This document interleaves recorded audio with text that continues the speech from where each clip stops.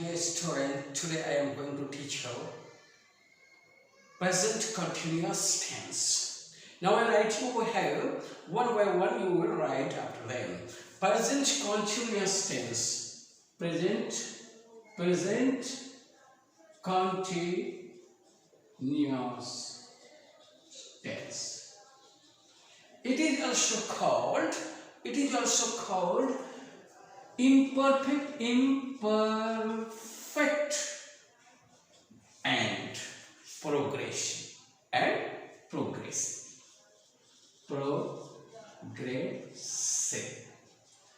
Present continuous tense is also called imperfect and progressive. इसे imperfect भी कहते हैं और progressive भी कहते हैं. Now we understand the sentence of the present continuous tense. हम present continuous के sentence को समझें कैसे? जिस वाक्य के आखिर में रहा हूं, रही हूं, रहे हैं, रहता है, ये समझना है कि ये प्रेजेंट कंटिन्यूअस का टेंस है. जिस वाक्य के आखिर में रहा हूं, रही हूं और रहे हैं, रहता है, तो इसे समझना है कि एक प्रेजेंट कंटिन्यूअस का सेंटेंस है. इसके बनाने के जो रूल्स हैं कि इसे बनाए कैसे, रूल्स इस तरह है. मैं यहां लिख रहा हूं रूल. तो सब्जेक्ट पहले आएगा, उसके बाद am, is, plus verb ING. Verb ING first form, verb के फर्स्ट फॉर्म में आईएनजी लगेगा. वो कैसे? Going, playing, singing, talking, like this, सब में आईएनजी लगेगा. Verb ING, then object. Now I के साथ में सिर्फ एम लगता है. आई एम राइटिंग और लेटर. मैं एक खत लिख रहा हूं. अब अभी मैं लिख रहा हूं I am writing a letter. लेकिन जब वी, यू, दे, वॉइस आता है, तो उस वक्त में राइटिंग अ लेटर. देखो, you are writing a letter, you are playing cricket, boys are playing cricket. I के साथ में and, we, you, they, boys are writing a letter, are playing, are singing a poem. इसको कहते हैं present continuous. लेकिन देखो third person singular के साथ में क्या होता है? ही, शी, इट. अगर किसी का नाम ले ले, राम. अगर बॉय सिंगुलर है, बॉय ले ले, तो यहां पर इज का इस्तेमाल होता है. Is writing a letter. देखो, ही, सी, इट, बॉय अगर बॉय सिंगुलर है इसलिए ई जाएगा, सिंगुलर के साथ में ई जाएगा, प्लूरल के साथ में आ आएगा. देखो, he is writing, he is playing, he is going, he is singing. She is playing, she is going, she is singing, she is reading. Again, Ram is going, Ram is playing, Ram is singing, Ram is walking. उसके बाद ये sentence को हम affirmative कहते हैं. All this sentence at a time is called affirmative. इसको affirmative है. Okay, ये अफर्मेटिव सेंटेंस है. मैं जा रहा हूं, अफर्मेटिव है, वो आ रहा है. नाउ आई एम वॉकिंग, मैं चल रहा हूं. इससे पता चल रहा है कि ये अफर्मेटिव है, मैं जा रहा हूं, खा रहा हूं। अगर मैं कहूं नहीं जा रहा हूं, नहीं खा रहा हूं, तो वो नेगेटिव सेंटेंस कहलाएगा। वो प्रेजेंट कंटिन्यूअस का नेगेटिव सेंटेंस कहलाएगा। Negative sentences. देखिए नेगेटिव सेंटेंसेस क्या है, इसका फॉर्मूला होता है ऐसे, rule subject plus am is a plus not verb ING plus object है this.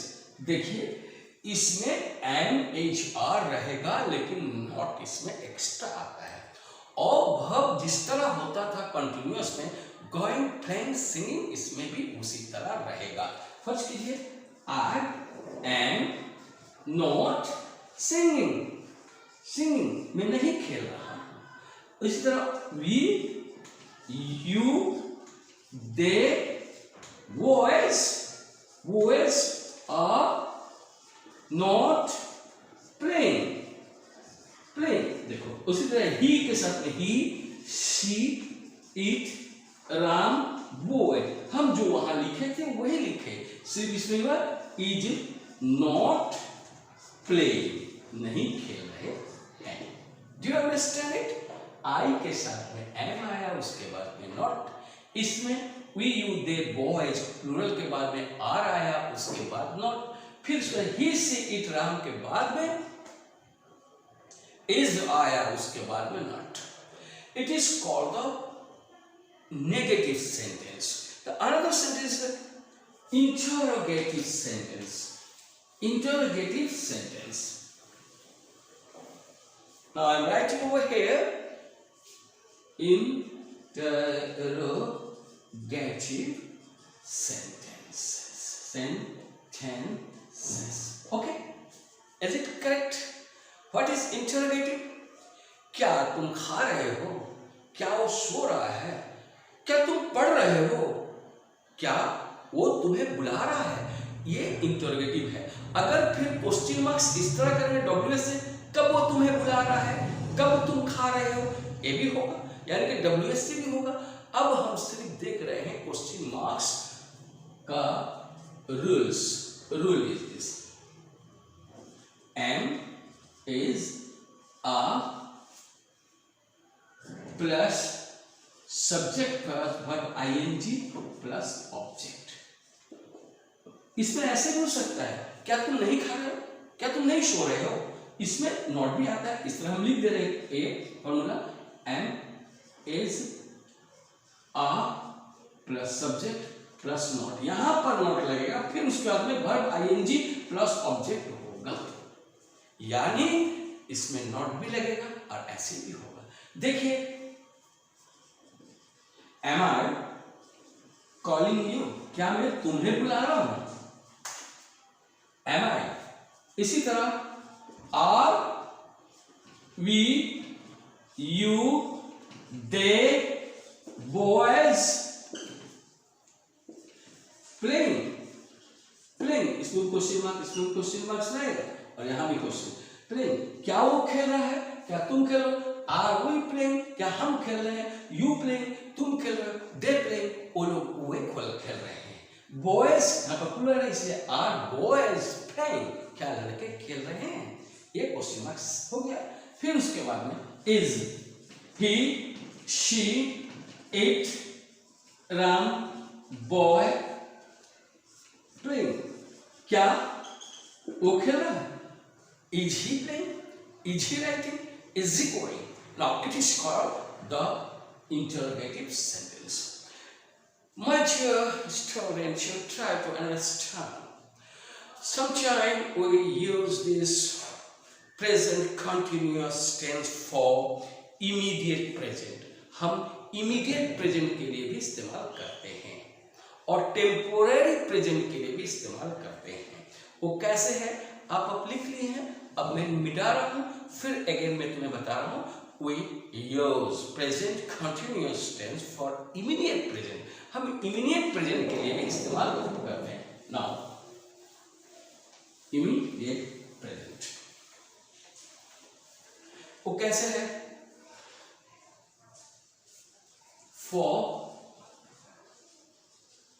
Immediate present, present tense के लिए, प्रेजेंट के लिए इस्तेमाल करते हैं। नाउ इमीडिएट प्रेजेंट क्या है? ये इमीडिएट प्रेजेंट है क्या? इमीडिएट प्रेजेंट अचानक आप देख रहे हैं, the sun is rising now, the sun is rising now, अभी आप देख रहे हैं the sun is rising now, they are catching fish, oh my dear friend, you see they are catching fish, वो लोग फिश कैच कर रहे हैं, यानी कि अभी। माय डियर फ्रेंड से this fish cutter, that means the fisherman is catching fish. यहाँ पर the sun is rising now, they are catching fish, okay, they are catching fish. Again we can use for plan program of the future, हम plan programme future का भी express कर सकते हैं present continuous tense में। He is, देखिए, we use plan program in future also. He is leaving for home tomorrow. He is leaving for home tomorrow. देखिए यहां पर कल जा रहा है, कल जाएगा यानी कि फ्यूचर का बात है। अभी हम क्या दे रहे हैं, she is taking her examination next week. She is taking her examination next week. She is taking her examination next week. अब देखिए ये फ्यूचर को बता रहा है। Sometimes it is a temporary, but remember one thing, और एक चीज इसके अंदर छुपा हुआ है कि there are some words, there are some verbs which can never be used in the present continuous tense. So that in next class I will tell you the static verb and dynamic verb. When we use dynamic static verbs, then we can't use in the continuous tense. हम static verb को continuous tense में इस्तेमाल नहीं करते हैं। It is also a part of the grammar that most of the students are not conscious about it, और वो attention नहीं लेते हैं, ना इसके बारे में सोचते हैं, सबको वो present continuous में लिख देते हैं। अब ऐसा भी नहीं, I am thinking, if I am thinking, it is temporarily, वो I am thinking, इस तरह एक कुछ मिनट के लिए, but I think ये static है। अगर कह रहे हैं I am understanding, it is wrong, it is a static verb, I understand it, so that I will give you the perfect, एक परफेक्ट ढांचा में बताऊंगा जिसमें स्टैटिक वर्ब और डायनामिक वर्ब है। और डायनामिक वर्ब को हम किसी वक्त भी चेंज होता रहता है, उसको इस्तेमाल करते हैं, लेकिन स्टैटिक वर्ब को कभी भी हम प्रेजेंट कंटिन्यूअस में इस्तेमाल नहीं करते। अगर करते हैं वो गलत हो जाता है। Sometimes most of the students, they don't know about it, they are using it. Even if we have found it in writing that most of the writers, those are not prominent, the ordinary students, those are writing, they are making wrong. We should be very careful about this present continuous. Now present continuous already has been finished, the present continuous finish हो चुका है। मैं आपके पास में एक तोहफा लेके आने वाला हूँ, that is called the static verb and dynamic verb. अगर आप इस पार्ट को देख लेंगे, डायनामिक वर्ब और स्टैटिक वर्ब को, you will never make mistake in your whole life.